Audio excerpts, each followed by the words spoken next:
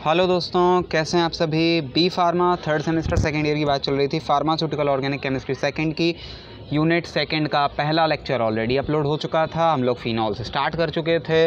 उसमें मैंने पहले लेक्चर में आपने उसकी एसिडिटी पढ़ी थी। उसको एसिडिटी पे मैंने पूरा आपको लेक्चर बताया था। और आज जो है आप लोगों ने एक चीज़ देखी होगी कि मैं पिछले काफ़ी दिनों से लेक्चर नहीं डाल पा रहा था। उसके लिए मैं सॉरी बोलूँगा आप सभी से।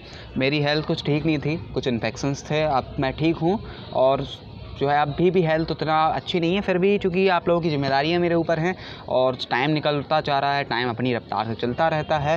सितंबर भी ख़त्म होने पे आ गया है, कुछ दिन बाकी हैं, 2-3 दिन। तो अब मैं सोच रहा हूँ कि इसलिए आपको जल्दी से जल्दी जितना तेज़ी हो सके यूनिट सेकंड में ख़त्म करूँ, ऑर्गेनिक की और फिज़िकल की भी। बाकी माइक्रो थ्योरी है तो पढ़ जाएगी, ओके, नहीं पढ़ जाएगी कोई बात नहीं। तो आज का जो हमारा लेक्चर है वो है ऑर्गेनिक केमिस्ट्री का, फार्मास्यूटिकल ऑर्गेनिक केमिस्ट्री सेकंड का। अगर आपने पहला लेक्चर नहीं देखा है तो आप प्लेलिस्ट में जाइए, चैनल को सब्सक्राइब करिए, प्लेलिस्ट सर्च करिए और वहाँ सारे लेक्चर लाइन से अपलोडेड हैं, ठीक है। तो आज के वीडियो में हम लोग देखेंगे फिनॉल्स की बात करेंगे। फिनॉल्स को कैसे बनाते हैं, उसकी क्या केमिकल प्रॉपर्टीज़ हैं इस पर। तो आपने देखा है आप सिलेबस पे कि जिन पे स्टार लगा हुआ है उनकी हमें मेथड ऑफ प्रिपरेशन और केमिकल प्रॉपर्टीज़ भी पढ़नी है। तो मैंने आपको यहाँ सिलेबस की एक लाइन दी हुई है, फिनॉल्स का हमें फिनॉल्स पे लगा हुआ है स्टार, तो हमें इसकी मेथड ऑफ प्रिपरेशन भी पढ़नी है। भले ही वहाँ पे सिलेबस में लिखा नहीं हुआ है, लेकिन चूँकि सिलेबस की गाइडलाइन है तो हमें ये पढ़ना है। तो आप फिनॉल को कैसे बना सकते हैं, डाउस प्रोसेस के थ्रू या क्लोरोबेंजीन से बना सकते हैं। मैंने आपको क्लोरोबेंजीन को बनाने का फार्मूला बताया था कि आप क्लोरोबेंजीन को कोई कंपाउंड नहीं है, ऐसा फ्री नहीं मिलेगा आपको बनाना पड़ेगा एट टाइम ऑफ प्रिपरेशन, जब आपको फिनॉल बनाना होगा तब।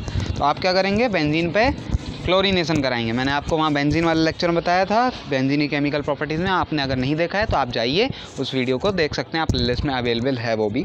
तो उससे बनेगी क्लोरोबेंजीन। अब क्लोरोबेंजीन पे हम लोग सोडियम हाइड्रोक्साइड की रिएक्शन कराते हैं। तो सोडियम हाइड्रोक्साइड जो है वो 2 पार्ट में डिवाइड होता है, एक Na+O- और एक H+। तो H+ जो है वो Cl से रिएक्ट करके बनाएगा हाइड्रोक्लोराइड, ठीक है। ये 350 डिग्री सेल्सियस हाई टेम्परेचर पे हो रही है और 150 एटॉमिक प्रेशर पे हो रही है, ठीक है। तो अब और ये ONA जो था वो आके ऐड हो जाएगा और बन जाएगा सोडियम फिनॉक्साइड। फिनॉक्साइड के बारे में हम लोगों ने पिछले लेक्चर में काफ़ी जानकारी ली थी। और फिर हम लोग कराएंगे इस पर हाइड्रोलिसिस।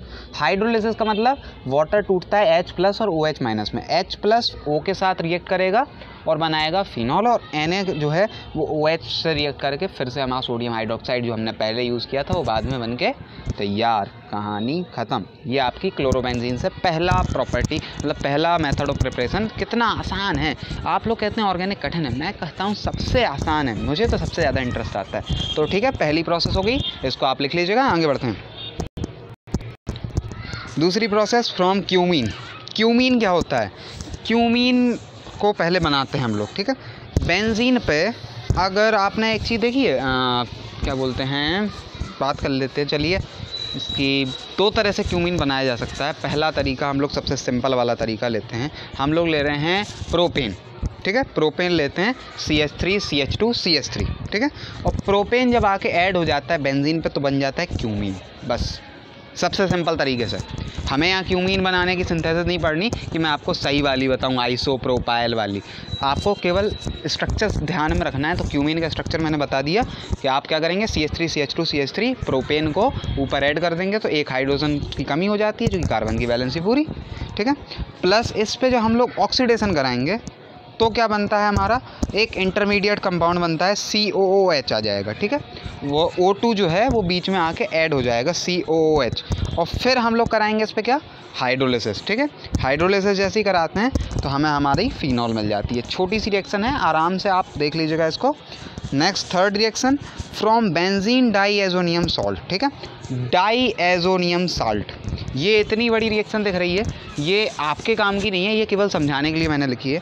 हम लोगों को डाईएजोनियम साल्ट जो है वो भी फ्री फॉर्म में नहीं मिलता, इतना आसान नहीं होता उस रख पाना। तो ये आपके तब के काम के लिए जब आप इंडस्ट्री में बना रहे होंगे, इसलिए मैंने इतनी बड़ी लिखी हुई है। और आज अगर आप इसको समझ लेंगे तो आपको वहाँ प्रॉब्लम नहीं आएगी।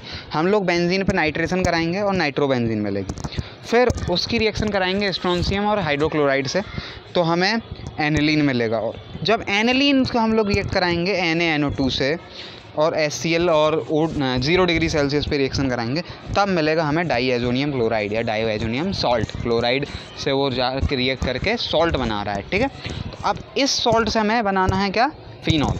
तो हम लोग इस पर क्या करेंगे, फिर से हाइड्रोलिसिस करा देंगे फर्दर। हाइड्रोलिसिस कराने पे क्या होगा, H+OH- में टूटता है तो N2 नाइट्रोजन गैस फॉर्म में निकल आएगा, H+ जाके Cl से रिएक्ट करेगा, HCl बना लेगा और OH आके बेंजीन पे ऐड हो जाएगा। वेरी सिंपल, ठीक है। अब देखिए आपको सबसे आसान तरीके से बता रहा हूँ, केवल एक स्टेप में लिखना है। आप लिखिए कहाँ से, जहाँ मेरा बेंजीन डाईएजोनियम क्लोराइड बनाया है, आप वहाँ से स्टार्ट करिए रिएक्शन और सीधा हाइड्रोलिसिस करा के बना दीजिए फिनॉल, बन गई। बस यही लिखना होता है, एक रिएक्शन और उसके बारे में 3 लाइन 2.5 लाइन। आपको क्या लिखना है, आपको लिखना है इसमें, देखिए लिखने का मैं तरीका बता देता हूँ, बाकी आप लिखिएगा खुद से। मेरी आदत नहीं है, कभी मैंने ऑर्गेनिक में लिखवाया नहीं, ठीक है। और मैं भी अपने एग्ज़ाम पेपर में बहुत ज़्यादा नहीं लिखता ऑर्गेनिक के, ज़्यादातर रिएक्शंस ही देखी जाती हैं और एग्जामिनर रिएक्शन ही देखता है, थ्योरी कोई नहीं पढ़ता आपकी, ठीक है। तो हम लोग यहाँ पर थ्योरी लिखेंगे कि when we undergoes, ऐसे लिख लीजिए, when benzene diazonium salt undergoes hydrolysis reaction, ठीक है, hydrolysis reaction, so it convert into phenol। बस एक लाइन बहुत है और आपका कंप्लीट। ऊपर वाली में भी वही था, ठीक है। वैन क्यूमीन, वहाँ 2 स्टेप हो जाएंगे। पहले स्टेप में when cumene undergoes oxidation reaction and then further it undergoes hydrolysis reaction, so it will form phenol. बस तो आपको बस एक लाइन लिखनी है, जो रिएक्शन हो रही है वो रिएक्शन का आपको नाम लिखना है और रिएक्शन, बस। एग्जामिनर इतने में आपसे खुश। 3 रिएक्शन हो गई, बड़े प्यार से मैंने 3 आपको मेथड ऑफ प्रिपरेशन बढ़ा दी, ठीक है। अब ज़्यादातर हाइड्रोलिसिस से ही हो रही थी, तो ये रिएक्शन उतनी इंपॉर्टेंट नहीं है, आपको लिखना है, आप लिख सकते हैं। ये वही रिएक्शन है जहाँ हमने क्लोरोबेंजीन वाले में पढ़ी थी, वही रिएक्शन आ गई, लेकिन लिखने का तरीका बदल गया, हेडिंग बदल गई, रिएक्शन वही है, ठीक है। ज़्यादातर में हाइड्रोलिसिस से ही बन रहा है, तो आपको ये रिएक्शन लिखने की ज़रूरत नहीं है। 3 मेथड ऑफ प्रिपरेशन एनफ है, बहुत है, लेकिन ये तीनों आपको मैंने जैसा बताया बिल्कुल वैसे ही याद रखिए। रटने की ज़रूरत पड़ी, आप बोलते हैं ऑर्गेनिक रटते हैं, बहुत सारे लोगों के मुझे व्हाट्सएप पे मैसेज आते हैं, सर ऑर्गेनिक याद नहीं हो रही। बताइए ऊपर की तीनों रिएक्शंस में कुछ याद करना पड़ा आपको? बिल्कुल नहीं, ठीक है। ये एक शॉर्ट फ्लो बना हुआ है, सोडियम हाइड्रोक्साइड रिएक्ट करेगा ये पहला कंपाउंड से, फिर क्लोरीन से, तो और फिर एक और कंपाउंड से, फिर नाइट्रो जो ये बना हुआ है नाइट्रोजन ऐड है, मतलब ये भी एक सॉल्ट फॉर्म है इससे भी। तो ऐसे भी एक फिनॉल बन सकता है। एक छोटा सा फ्लो चार्ट बना हुआ है, अगर आप इनको भी रिएक्शन फॉर्म में कन्वर्ट करके 1-2 रिएक्शन बढ़ाना चाहें, 4-5 करना चाहें तो कर सकते हैं, ओके। फिर बात करते हैं हम लोग फिजिकल प्रॉपर्टीज़ की। तो भैया फिनॉल का कोई कलर नहीं होता, पहली चीज़। 45 डिग्री सेल्सियस इसका मेल्टिंग पॉइंट होता है और 182 डिग्री सेल्सियस इसका बॉइलिंग पॉइंट होता है। माने अगर ये रूम टेम्परेचर पे हम लोग देखें तो ये हमें सॉलिड फॉर्म में मिल जाता है। It has a characteristic smell, इसकी एक कैरेक्टरिस्टिक स्मेल होती है। What is the term characteristic? Characteristic term का मतलब होता है ऐसा ऑर्डर, ऐसी स्मेल जो केवल और केवल फिनॉल की होगी और किसी की नहीं होगी, ठीक है। ये होता है कैरेक्टरिस्टिक, माने खुद का बस एक ही। चौथा, 85% वाटर एडेड। अगर हम लोग 5% वाटर ऐड होता है, 90% फिनॉल होता है, तो हम लोग इसको कार्बोलिक एसिड बोलने लगते हैं, ठीक है। ये एक इसका फिजिकल प्रॉपर्टी हो गई। 5वां, it causes blisters when applied on the skin. अगर हम लोग इसको अपनी स्किन पे अप्लाई कर दें या स्किन से टच कर दें तो ये ब्लिस्टर कॉज कर सकती है। ये कुछ इसकी 3-4 फिजिकल प्रॉपर्टीज़ हो गई, आप इसको लिख सकते हैं अगर 2 मार्क्स में पूछ लेता है तो।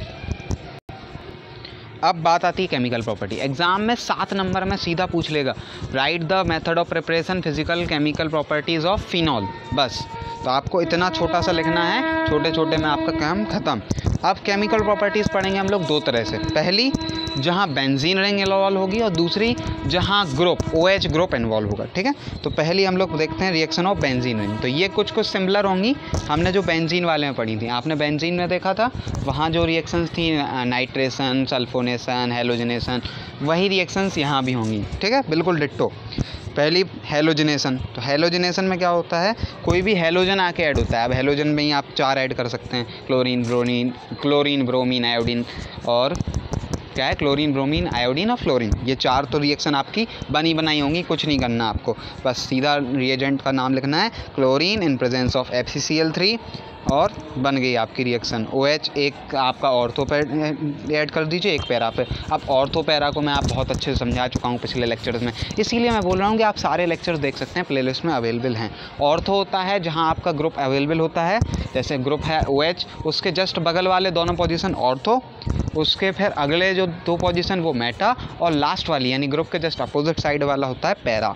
ठीक है, 2 सब्स्टिट्यूट मिल जाएंगे। आप इस क्लोरीन को हटा के ब्रोमीन कर दीजिए, इसको आयोडीन कर दीजिए, फ्लोरीन कर दीजिए, तो 4 रिएक्शन तो ये बनी बनाई है। अगर कुछ ना आए तो ये तो लिख ही दीजिएगा। फिर बात आई नाइट्रेशन की, मैंने एक ही इसीलिए लिखी है क्योंकि सारी बिल्कुल डिट्टो होती हैं, तो आपको लिखना है, लिखिए, वरना बहुत रिएक्शन हो जाएंगी। अभी तो मैं जितना आपको पढ़ा जाऊँगा। नाइट्रेशन की बात करें, सेम बिल्कुल NO2 की प्रेजेंस में हो जाएगा, है ना, NO2 से रिएक्ट करके हो गया नाइट्रेशन।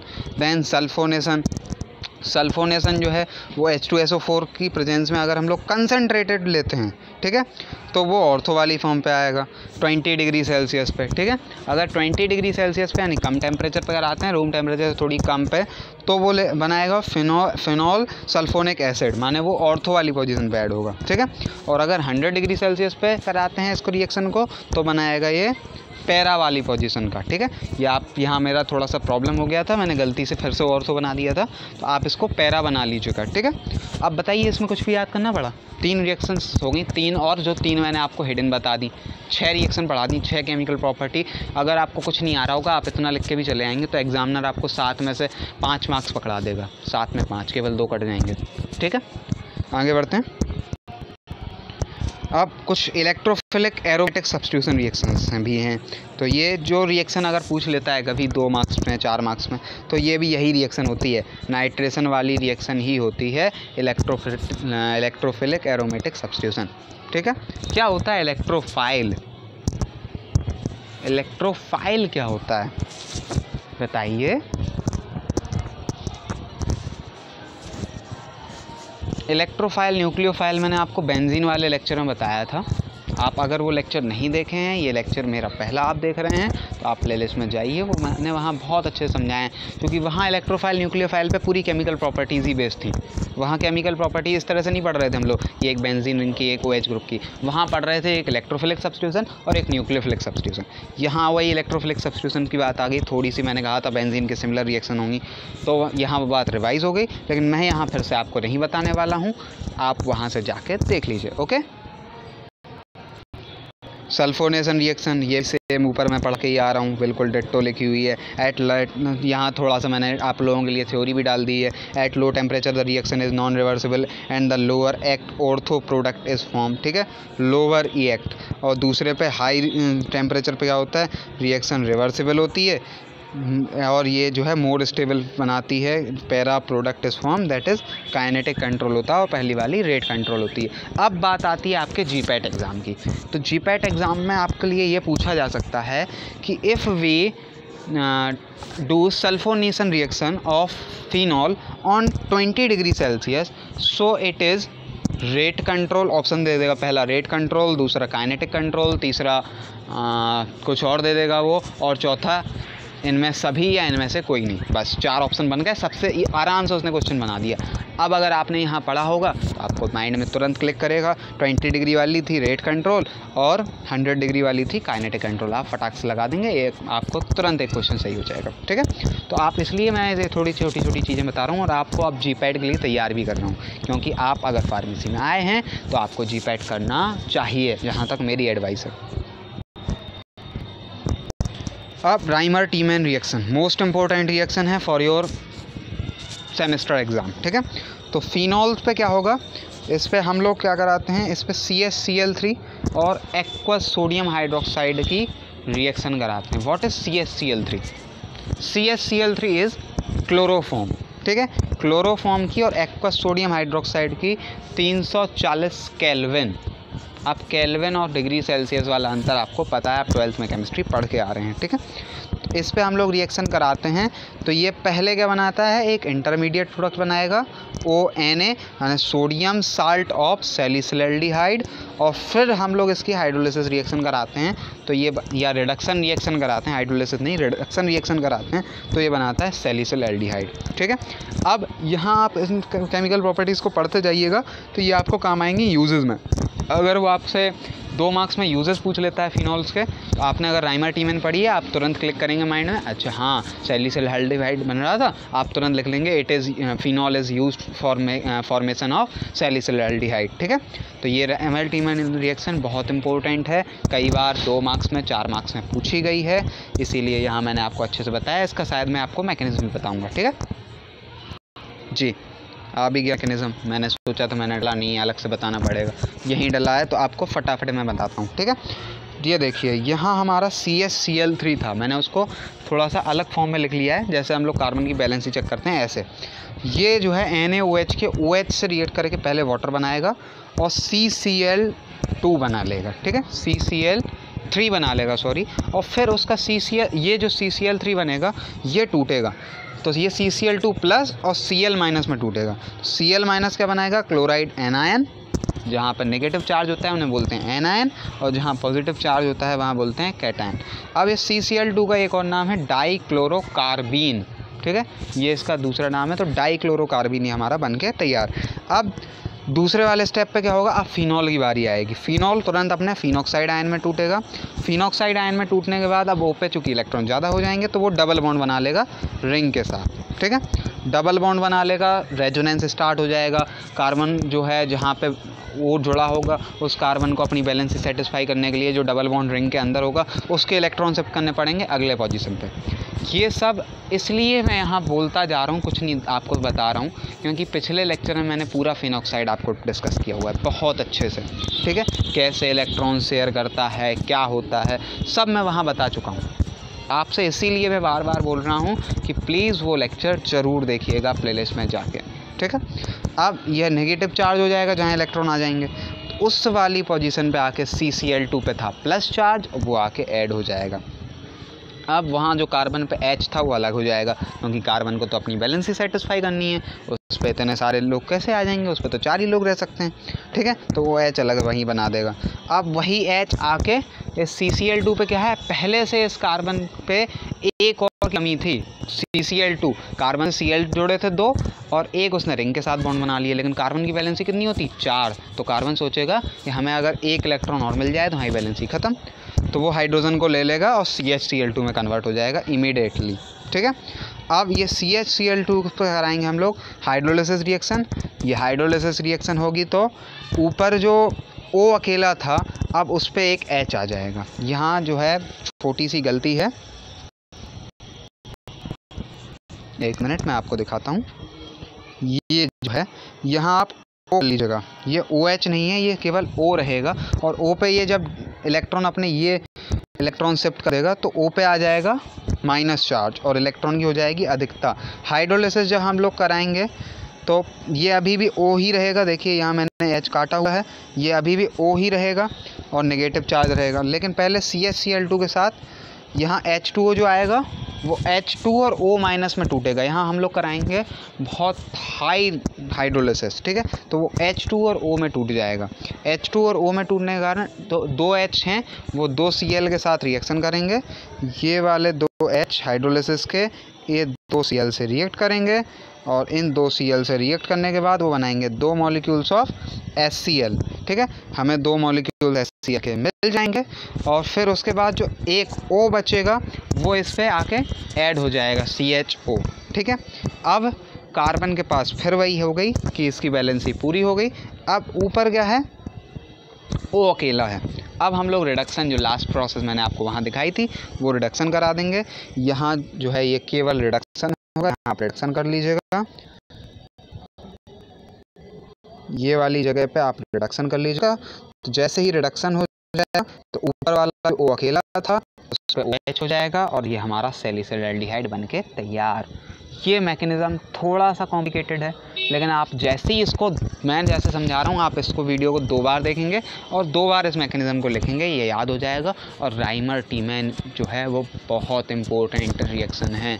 आपके अभी सेशनल होंगे तो उसमें तो डालेगा ही डालेगा आपका एग्जामिनर, और केवल सेशनल की बात नहीं कर रहा हूँ, मैं बात कर रहा हूँ सेमेस्टर की। तो सेमेस्टर के लिए बहुत इंपॉर्टेंट रिएक्शन है, कई बार 2 मार्क्स 4 मार्क्स में पूछी गई है, विथ मैकेनिज़्म 5 मार्क्स में भी पूछी गई है, इतनी इंपॉर्टेंट है। ठीक है, तो आप इसको देख लीजिएगा। आगे बढ़ते हैं हम लोग। ये भी इम्पोर्टेंट है। अब कुछ इंपॉर्टेंट रिएक्शन आ रही हैं, ये नेम रिएक्शन हैं और ये नेम से ही पूछ ली जाती हैं। कोल्बे, गाटरमैन, तो ये रिएक्शन इसलिए थोड़ी इंपॉर्टेंट है और इन्हें आप पढ़िएगा। कोल्बे रिएक्शन में क्या होता है, सोडियम हाइड्रोक्साइड के से रिएक्ट करता है, फिर से सोडियम हाइड्रोक्साइड से रिएक्ट करेगा तो पहले बनाएगा सोडियम फिनॉक्साइड। फिनॉक्साइड तो पता ही है, पिछले सेक्शन में बताया था, सोडियम और जोड़ दिया सोडियम फिनॉक्साइड। फिर ये इस पे जो है हम लोग कार्बन डाइऑक्साइड से रिएक्ट कराएंगे 125 डिग्री सेल्सियस और 6 एटॉमिक प्रेशर पे। ठीक है, तो ये जो ऊपर वाला Na था वो Na आ जाएगा नीचे। यहाँ फिर मैंने वो थोड़ा सा मिस्टेक हो रही थी कि मेरी तबीयत ठीक नहीं है, यहाँ आप केवल O लिखिएगा, केवल O। ठीक है, तो अब ये जो Na था वो नीचे CO2 था ना, तो COO के साथ नीचे ऑर्थो पोजीशन पे ऐड हो जाएगा, वो अकेला O बचेगा। और फिर यहाँ कराएंगे हम लोग हाइड्रोलिसिस और रिडक्शन दोनों। ठीक है, तो हाइड्रोलिसिस और रिडक्शन कराने की वजह से हमें क्या मिल जाएगा बताइए। हाइड्रोलिसिस और रिडक्शन हम लोग कराएंगे तो एक हाइड्रोलिसिस होगी तो COOH हो जाएगा यानी सैलिसिलिक एसिड बन जाएगा, और दूसरा हमारा बन जाएगा OH यानी फिनॉल। जो हमारा O अकेला था फिनॉक्साइड से वो वापस फिनॉल में कन्वर्ट हो जाएगा और ये बन गया हमारा सैलिसिलिक एसिड। अब से जो है GPAT में या सेमेस्टर एग्जाम में इस तरह से भी क्वेश्चन पूछा जा सकता है, कोल्बे रिएक्शन ना पूछ के, what happened when sodium phenoxide react with CO2। मैंने आपसे जब राइमर टीमैन स्टार्ट की थी तभी एक चीज़ और बोली थी कि ये यूजेस में भी काम आएगा, तो अब एक और यूजेस आ गया। Phenol is also use for the formation of salicylic acid. वहाँ सैलिसिलैल्डिहाइड बन रहा था, यहाँ सैलिसिलिक एसिड बन रहा है। ये रिएक्शंस आप लोग माइंड में रखिएगा। देखिए मुझे तो ये रिएक्शन 2 बार में याद हो गई, एक बार जब मेरी टीचर ने पढ़ाया था और दूसरी बार जब मैंने खुद पढ़ा था। अब आप पे डिपेंड है आप इनको कितनी बार में याद करते हैं। देखिए मैंने 1 बार पढ़ा दिया, आप इस वीडियो को दोबारा देख लेंगे तो आपको 2 बार, और फिर इस रिएक्शन को आप लिखेंगे तो 3 बार, और फिर दोबारा लिख लीजिएगा तो 4 बार। 4 बार जब आप इसको पढ़ेंगे ना तो मेरे हिसाब से तो याद हो जाएगी बड़े आराम से। ठीक है, आगे बढ़ते हैं। अब फ्रीडल आप ऐसा एल्काइलेशन और एसाइलेशन मैंने आपको बेंजीन ही पढ़ाई थी, और यहाँ भी चूँकि बेंजीन रिंग की पढ़ रहे हैं तो ये फिर आ गई। वहाँ क्या था, जो वहाँ था वही यहाँ भी है एक तरह से। ठीक है, थोड़ा सा कंपाउंड चेंज हो गया, ये AlCl3 के प्रेजेंस में वहाँ हो रही थी, AlCl3 के प्रेजेंस में यहाँ भी हो रही है। ठीक है, तो ये रिएक्ट कर जाएगा, केवल Cl उड़ जाएगा, बाकी C आके वहीं ऐड हो जाएगा। आप इसकी जगह और कोई कंपाउंड भी ले सकते हैं। ठीक है, इस कंपाउंड को लेना कोई स्पेसिफिक नहीं है, क्योंकि मैंने आपको बताया था फ्रीडल एल्काइलेशन में आपको क्या लेना है, बताइए क्या लेना है। R-Cl लिखा था ना, तो R आप कुछ भी कर सकते हैं। ठीक है, R की जगह CH3 लगाइए, C2H5 लगाइए, या जो मैंने कंपाउंड लिया हुआ है ये एक टर्जरी कंपाउंड लिया हुआ है तो ये ले सकते हैं आप, ये आपकी इच्छा है। ठीक है, एसाइलेशन भी हो गया, तो एसाइल ये आपको लेकिन स्पेसिफिक है कि यहाँ आपको एसिटाइल क्लोराइड ही लेना पड़ेगा क्योंकि ये एसाइलेशन है। ठीक है, ये भी AlCl3 के प्रेजेंस में होता है, और ये आपका कंपाउंड जो है वो थोड़ा सा स्पेसिफिक तरीके से, चूँकि अब आप 4th सेमेस्टर में आएंगे जैसे वैसे आप मेन फार्मेसी में आएंगे तो अब आपको कार्बन लिखना नहीं होगा, आपको इस फॉर्म में बनाना होगा, तो इसीलिए मैंने थोड़ा सा आपको अब स्टैंडर्ड तरीके से पढ़ाना स्टार्ट कर दिया है। ठीक है, do not confuse with Friedel Crafts acylation with esterification. इसके अलावा एक एस्टरीफिकेशन रिएक्शन भी होती है, तो उससे आप कंफ्यूज मत होइएगा।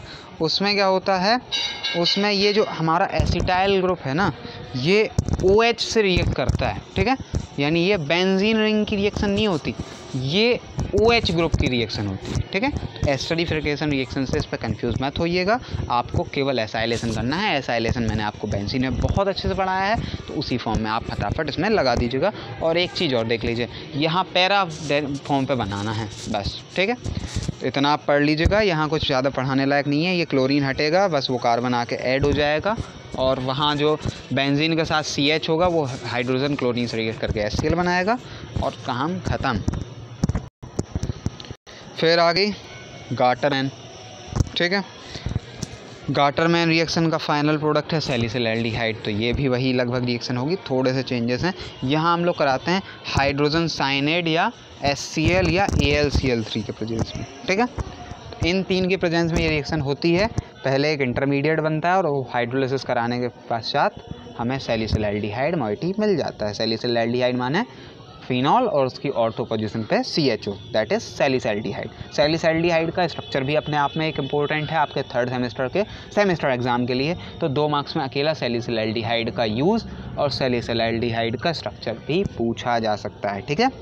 Fries rearrangement, next reaction is Fries rearrangement. ये भी एक इंपॉर्टेंट रिएक्शन है। देखिए केमिकल प्रॉपर्टीज, इसीलिए मैंने आपको हेलोजिनेशन में 4 नहीं लिखी थी, 1 ही लिखी थी समझाने के लिए, क्योंकि यहाँ बहुत रिएक्शन है। अब आपको जितनी याद हो जाए, आप जैसा स्टैंडर्ड के स्टूडेंट हों वो आपको देखना है। आप सोचें मुझे 4 याद करनी है, मुझे 6 याद करनी है, आप उसने अपने हिसाब से याद कर लें, ठीक है।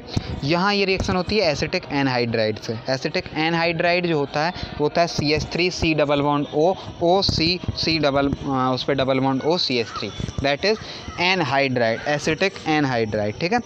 इसकी रिएक्शन कराते हैं हम लोग फिनॉल पे, तो ये बनाता है पहले फिनाइल एसीटेट, जो ऊपर मैंने आपको दिखाया था एस्टरीफिकेशन रिएक्शन। अब ये देखिए यहाँ बेंजीन ग्रुप पे नहीं हुई, ये O पे हुई।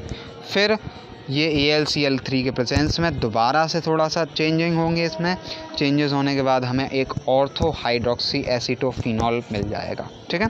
और या फिर ऑर्थो की जगह पैरा भी मिल जाएगा। अब ये चीज़ देखनी होगी कि ऑर्थो ज़्यादा मिलता है या पैरा, और ये चीज़ें आपको मैं पढ़ाऊँगा आपके आने वाली क्लासेस में। वहाँ हम लोग इन चीज़ों को देखेंगे कि कौन सा ज़्यादा बनेगा, कौन सा कम बनेगा, ठीक है। इतनी रिएक्शंस हो गई हैं, काफ़ी होंगी मेरे हिसाब से। एक और देख लीजिए, बेंजीन डाईएजोनियम क्लोराइड, ठीक है। तो ये बेंजीन डाईएजोनियम क्लोराइड के साथ रिएक्ट करके पैरा हाइड्रोक्सी एजोबेंजीन ही बनाता है। ये जो N dash double bond N होगा वो यहाँ भी वही होगा, पैरा वाली पोजीशन से हाइड्रोजन जो है वो क्लोरीन के साथ रिएक्ट करके HCl बना लेगा, और दूसरी तरफ हमारा बन के तैयार हो जाएगा पैरा हाइड्रोक्सी एजोबेंजीन, ठीक है। तो मेरे हिसाब से आपको समझ में आ गई होगी। ये रिएक्शंस बहुत इजी थी, आपको 4 पढ़नी है, आप 4 पढ़ सकते हैं। सल्फोनेशन, नाइट्रेशन, हेलोजिनेशन और राइमर टीमैन। राइमर टीमैन प्लीज़, ये मेरा आपको सजेशन है कि राइमर टीमैन ज़रूर पढ़ें। बाकी कोल्बे गैटरमैन आपको अगर नहीं समझ में आती हैं तो छोड़ दीजिए, लेकिन राइमर टीमैन मोस्ट इम्पोर्टेंट रिएक्शन है, ठीक है।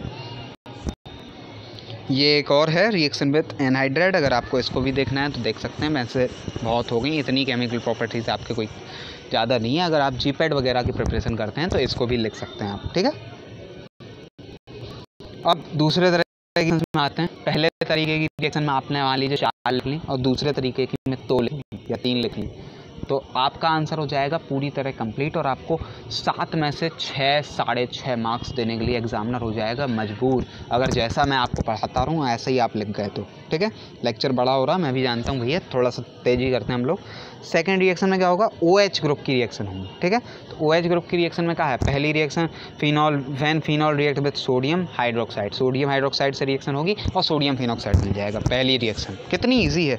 दूसरी रिएक्शन विद FeCl3, FeCl3 से जब ये रिएक्ट करता है तो फिनॉल्स के purple colour compound when react with ferric chloride by forming a complex, इस पर कोई रिएक्शन नहीं होती, ये एक पर्पल कलर का कंपाउंड देता है, और ये इसका एक आइडेंटिफिकेशन टेस्ट की तरह भी बोला जा सकता है, ठीक है। अगर वो आपसे पूछ सकते हैं कि राइट द आइडेंटिफिकेशन टेस्ट, तो आपको ये लिख देना है वहाँ पर, ठीक है। तो ये एक केमिकल प्रॉपर्टी तो है ही, as well as it is also identification test. दूसरा फॉर्मेशन ऑफ एस्टर, तो ये एस्टर फॉर्मेशन के लिए भी काम आता है, जहाँ ये थोड़ी सी कॉम्प्लेक्स रिएक्शन है।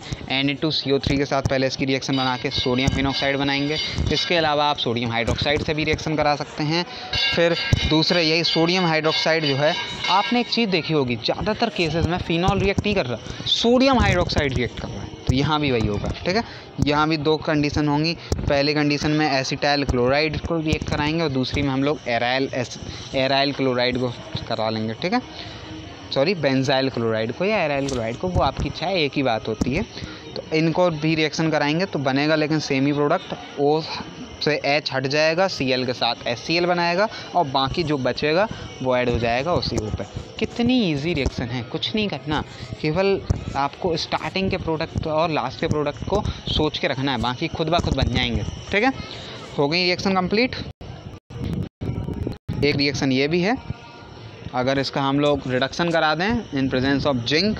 जिंक क्या है, एक रिड्यूसिंग एजेंट है, हवा चल रही है, बढ़िया मज़ा आ रहा है। तो इससे क्या होगा, जिंक जो है वो खुद ऑक्सीडाइज हो जाएगा और इसको रिड्यूस कर देगा, इसको रिड्यूस कर देगा तो ये बन जाएगी बेंजीन।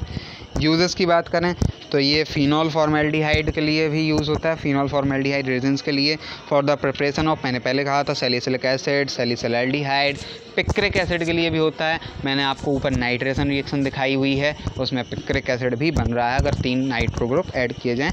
और आपको मैंने फेरिक एनहाइड्राइड वाली रिएक्शन भी दिखाई है, जिसमें मैंने बोला था ये जीपैड के लिए आपको इंपॉर्टेंट रहेगी, तो वो फिनोल्फिलीन बनाता है। ठीक है, इतना आपने जो है 10 मार्क्स के लिए भी तैयार कर लिया। 10 मार्क्स में सीधा सीधा वो आपसे पूछ सकता है कि right the structure, synthesis, chemical properties, physical properties, uses and identification of phenol. 10 marks question लिखना है, केवल इतना, ज़्यादा से ज़्यादा 7 या 7.5 पेज रिएक्शन वाले हैं। ठीक है, वैसे अगर रिएक्शन वाले हैं तो थोड़ा कंप्रेस किया जाए तो 4-4.5 पेज। ठीक है, ये कुछ और यूजेस भी लिखे हुए हैं, आप इनको देख सकते हैं कि एक, phenol is use to prepare reagent in plastic manufacturing industries, क्योंकि ये एग्जामिनर भी आपसे पूछ सकते हैं जब आपके प्रैक्टिकल्स होंगे तब। The condensation reaction of phenol with acetone produce bisphenol A. ठीक है, तो ये आपको अगर लिखना है तो लिख सकते हैं। Phenol is also used in the study and extraction of biomolecules, इसमें भी यूज़ होता है। ठीक है, phenol is also used in cosmetic industry in the manufacturing of sunscreens, skin lightening, creaming and hair colouring solutions. ठीक है, मैंने आपको फिनॉल बहुत डिटेल में पढ़ाया है, बहुत अच्छे से पढ़ा है। आपको अपने हिसाब से एक छोटा सा कंटेंट उठा लेना है इसमें से। सिंथेसिस आपको पूरी लिखनी है, केमिकल प्रॉपर्टीज़ आप कोई 4 लिख लीजिए बेंजीन रिंग की, कोई 3 लिख लीजिए, या हैं ही 3 यार, वो पूरी लिख लो, हाइड्रोक्सिल ग्रुप की। ठीक है, आपको यूजेस मैंने बता दिया, याद करने की ज़रूरत है नहीं। एक आइडेंटिफिकेशन टेस्ट भी आपको मैंने यहाँ बता दिया, और अगर होंगे तो मैं बता दूंगा सिलेबस में, नहीं होंगे तो कोई बात नहीं। ठीक है, तो ज़्यादातर मैंने आपको कंसाइज कर दी। अब यूजेस मैंने आपको इतने क्यों बताए, इसका एक मैं आपको एग्जांपल बताता हूँ लाइव, जो मेरे साथ हुआ था। मेरा प्रैक्टिकल था POC सेकंड का, जी POC सेकंड का था। तो उसमें क्या हुआ, एग्ज़ामिनर आया तो उसने जो है क्वेश्चन पूछना स्टार्ट किया कि फ़िनॉल के यूजेस बताइए। अब मेरे ग्रुप में 4 लोग थे, आप लोगों को पता है वाइवा कभी भी अकेला नहीं होता, वो लगभग 3 लोग 4 लोगों के ग्रुप में होता है। तो अब 4 लोगों ने जो है सब ने अपने अपने तरफ से एक बता दिया, किसी ने रिपीट कर दिया, किसी ने घुमा फिरा के बता दिया। एग्ज़ामिनर सेटिस्फाई नहीं हो रहा।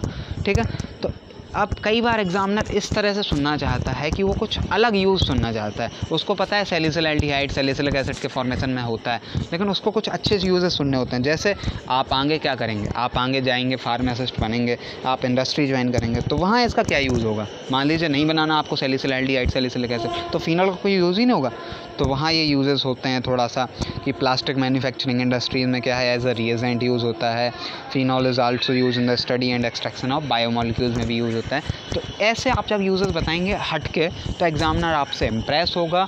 और आप अगर अपने फाइनल कॉपी में, सेमेस्टर एग्ज़ाम की कॉपी में भी ये यूजेस लिखेंगे तो एग्जामिनर आपसे इम्प्रेस होगा। ठीक है, अगर 2 मार्क्स में ही पूछे जाएँ तो आप प्लीज़ ये यूजेस लिखें, उन यूजेस को स्किप करके। लेकिन अगर याद नहीं कर पाएंगे तो वो यूजेस ठीक हैं। At last thank you for watching this video. लंबा वीडियो हो गया, मैंने सोचा था छोटा बनाऊंगा।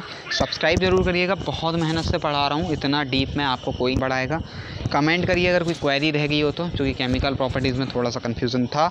नंबर है 9140403649। कोई क्वेरी है तो आप मुझे सीधा व्हाट्सएप मैसेज कर सकते हैं, मैं आपको वहाँ उस क्वेरी को सही करने की कोशिश करूँगा। लाइक करिए अगर आप इस वीडियो को पसंद आया हो तो भैया, और शेयर करिएगा अपने दोस्तों के साथ। व्यूअर्स बढ़ेंगे तो मुझे मोटिवेशन मिलेगा। कमेंट करिए कि हमारा एफर्ट आपको कैसा लगा, इतना अच्छा मैटर आपको कैसा लगा। ठीक है, अगर कोई कमी है तो बताइएगा, हम आपको ज़रूर उसको पूरा करेंगे। ठीक है।